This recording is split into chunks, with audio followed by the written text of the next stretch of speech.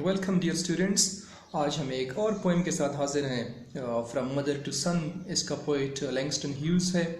आपको इसकी समरी बताएंगे, इसका थीम, इसके रेफरेंस टू कॉन्टेक्स्ट एक्सप्लेनेशन और पैराफ्रेजिंग।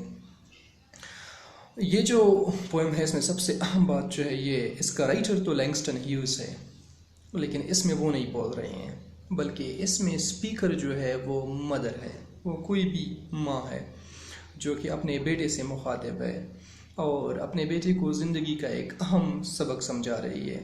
और ऐसा लगता है कि ये माँ जो है वो ख़ुद उन हालात से गुज़री है और तभी जाकर वो अपने बेटे को समझा रही है कि जिस तरह मेरे लिए लाइफ ईजी नहीं थी, आपके लिए भी लाइफ ईजी नहीं होगी।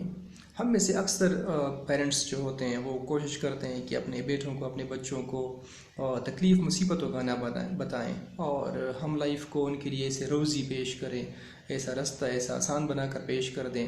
यानी अगर गुर्बत हो तो माँ बाप कभी कभी बेटों को या बच्चियों को एहसास नहीं दिलाते हैं कि हम गरीब हैं, तो बच्चे के ज़हन में सारी उम्र यही बात होती है कि हम वेल ऑफ हैं और फिर आगे जाकर ये कॉम्प्लिकेशंस पैदा करती है, रियलिटी से थोड़ा दूर कर देती है बच्चों को। तो यहाँ पर जो माँ है वो बहुत ही प्रैक्टिकल है, वो बहुत ही प्रैग्मेटिक है और वो इस छोटे से पोएम में अपने बच्चे को यही बात समझा रही है। और एक इंटरेस्टिंग चीज़ इसमें यह है कि इसमें जो लैंग्वेज का यूज़ किया है, इस्तेमाल किया गया है, वो बिल्कुल वो लोकल ये जो नेग्रो लैंग्वेज होती है और ओल्ड इंग्लिश में, या जिसका मतलब है कि माँ जो है वो ज़्यादा पढ़ी लिखी नहीं है। ऐसा लग रहा है कि उसको ज़िंदगी की ज़्यादा समझ बूझ नहीं है। पोइट ने उसको ऐसे यानी जो एजुकेटेड समझ बूझ होती है वो नहीं है कि लैंग्वेज बहुत ही सोफिस्टिकेटेड हो और बहुत ही एडवांस्ड हो और बहुत ही एजुकेटेड वुमन हो। लेकिन उस सादगी में भी जिस तरह हम देखते हैं कि सारी सादा माएँ जो होती है वो बहुत ही लाइफ को डीपली समझती हैं, बिल्कुल वही पिक्चर है जो हम अपनी माँओं में देखते हैं। अक्सर अनपढ़ होती हैं लेकिन काफ़ी समझदार होती हैं। तो इस पोएम में माउथ पीस कौन है, यानी जो बंदा बोल रहा है या बंदी बोल रही है वो माँ है और बेटे से मुखातिब एड्रेस किया जाता है। तो ये बहुत ही बुनियादी नुक्ता है कॉन्टेक्स्ट के लिए।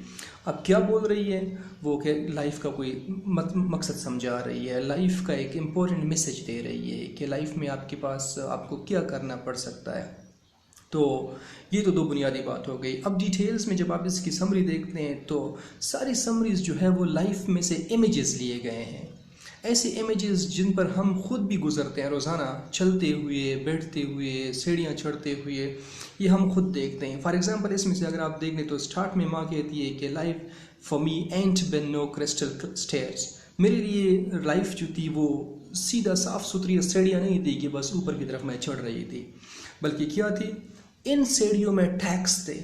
अब टैक्स जो होते हैं ये कील को आप कह सकते हैं, जिस तरह तरखान वो कील बनाते हैं लकड़ियाँ फिक्स करने में, चेयर्स बनाने में, टेबल्स बनाने में, और फिर हम देखते हैं कि वक्त के साथ साथ जब वो लूज़ हो जाते हैं तो वो टैक्स या कील की सूरत में, मेख की सूरत में निकल आते हैं और जब आप इन पर से गुजरते हैं तो आपको हर्ट भी कर सकते हैं, आपके कपड़े भी फाड़ सकते हैं। तो यही टैक्स जो है अब यहाँ पर हिंड्रेंस के लिए, ऑब्स्टिकल्स के लिए, रुकावटों के लिए इस्तेमाल किया गया है।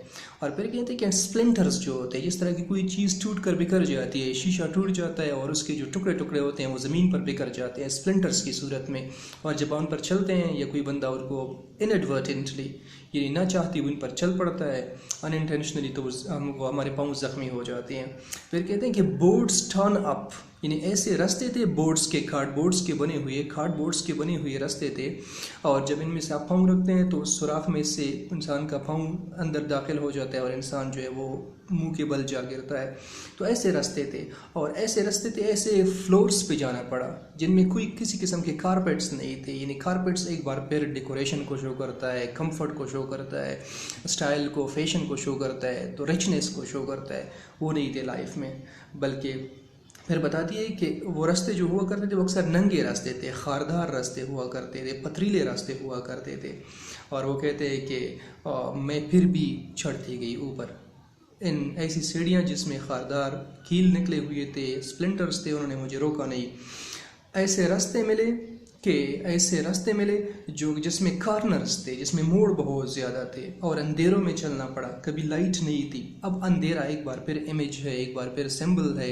अंधेरा जो है तारीकी के लिए, जब इंसान को कुछ नज़र नहीं आता, और लाइट अपोजिट है रोशनी के लिए। तो वो कभी कभी ऐसे रास्ते थे कि मुझे अंधेरों में चलना पड़ता था और लाइट नहीं होती थी, फिर भी मैं आगे बढ़ती गई।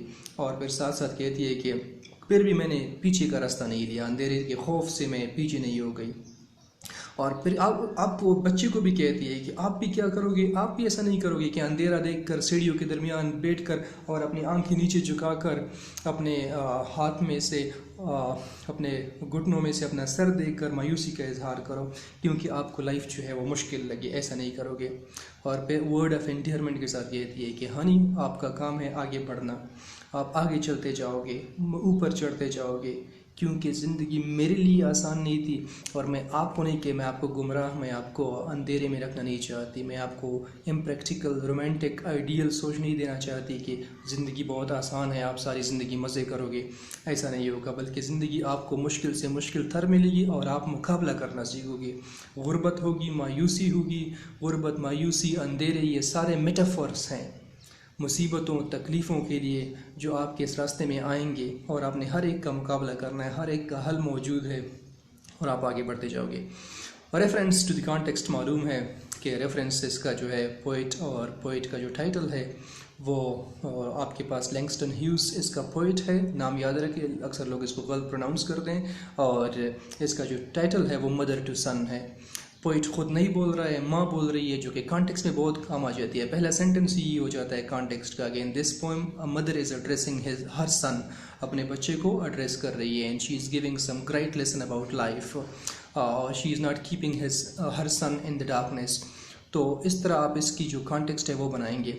और इसके अलावा जो एक्सप्लेनेशन है वो तो आपके पास गिवन लाइन्स है, लेकिन याद रखिए कि पूरी पोएम जो है वो इमेजेस में से ऐसे तस्वीर आपके लाइफ के सामने लाए गए हैं, आपके लाइफ से लिए गए हैं, जिसको जो आपके बिल्कुल सामने पड़े हुए होते हैं। तो आपने उन्हीं को देखकर, आपने अपने लाइफ के ऑब्जर्वेशन को देखकर आपने उनको एक्सप्लेन करना होता है और ये बयान करना पड़ता है आपको कि किस तरह माँ जो है अपने बच्चे को ये बात समझा रही है कि आपने क्या करना है।